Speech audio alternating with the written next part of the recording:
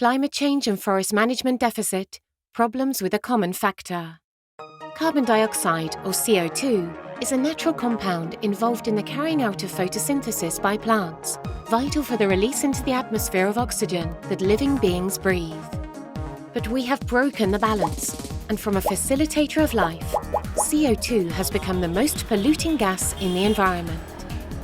This is because, at present, emissions of CO2 and other gases caused by humanity are increasing, thus increasing what is known as the greenhouse effect. Emissions continue to rise, with different human economic and social activities being the main responsible for global warming, as well as its devastating consequences.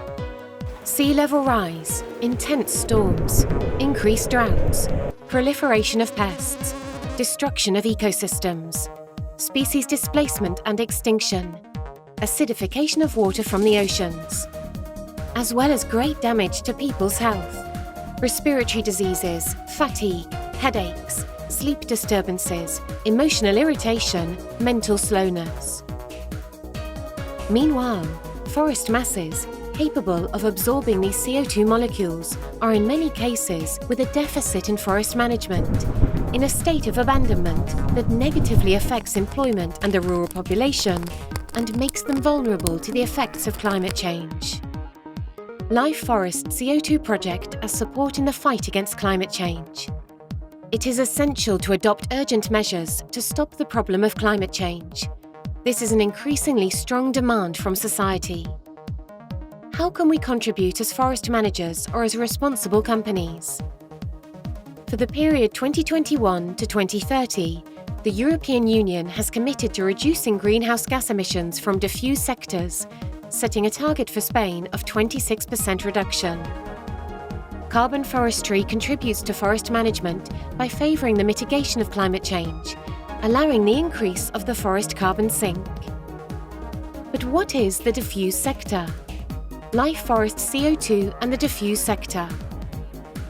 The non-regulated or diffuse sectors are those whose emissions are not regulated. It includes activities such as agriculture, transport, work in offices, or a large part of the manufacturing industry, among others. They are responsible for approximately 2/3 of emissions in the European Union. LIFE FOREST CO2 is a project funded by the LIFE programme of the European Union, in charge of estimating the increase in carbon sequestration in human-managed forests and establishing a methodology to guarantee the generation of carbon credits, its quantification and accounting in the environmental voluntary markets of the diffuse sector.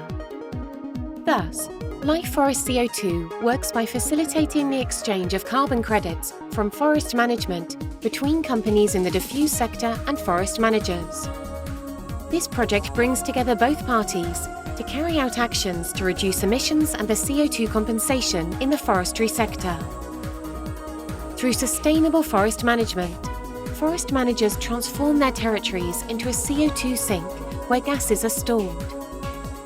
This CO2 sequestration, which has been previously calculated by the LIFE FOREST CO2 methodology, is reflected in a credit system for companies which can purchase to offset their own emissions with total guarantees.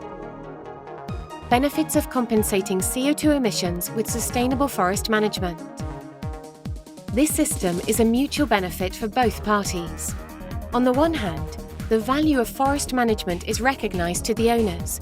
Green employment is generated and the population is maintained in rural areas.